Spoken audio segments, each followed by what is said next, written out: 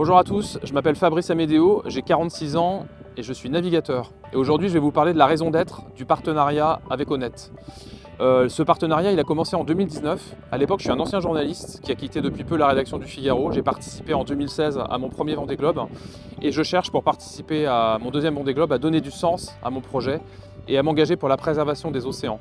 Et la rencontre avec Honnête, elle a été déterminante puisqu'Honnête a été la première entreprise qui a cru en ce projet qui était d'acheter des capteurs océanographiques, d'équiper le bateau de capteurs océanographiques et de s'engager à naviguer pour la science, c'est-à-dire de prendre le départ des courses pour performer, pour faire des résultats, pour vivre une aventure magnifique et continuer à partager cette aventure avec la Terre, mais aussi être utile et profiter de ces bateaux qui vont dans des contrées très lointaines pour ramener de la data pour la communauté scientifique. Donc ce projet aujourd'hui il existe grâce à Honnête.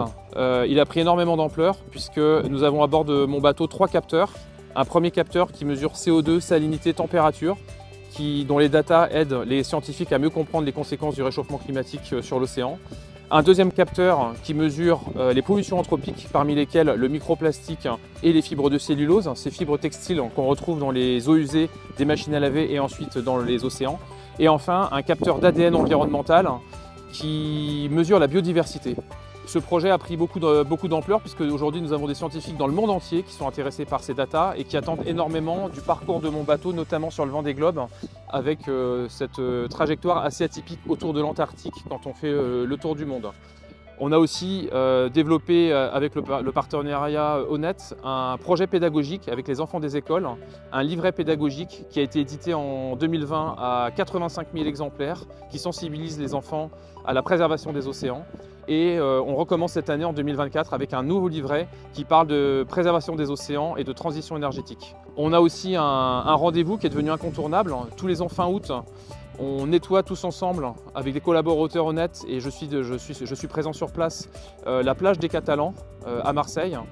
À chaque fois, c'est un moment très triste parce qu'elle est vraiment épouvantablement sale, cette plage des Catalans, et aussi un moment très fort puisque c'est l'occasion de rencontrer des collaborateurs Honnêtes, de se rendre utile ensemble.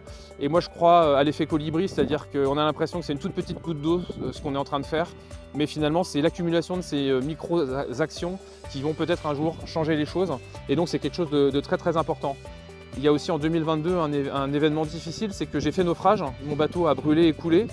Et donc après ce naufrage, Honnête, comme d'autres partenaires, m'a maintenu sa confiance. J'ai pu racheter un nouveau bateau, ce bateau, et donc je me prépare à prendre le départ de mon 3e Vendée Globe le 10 novembre prochain.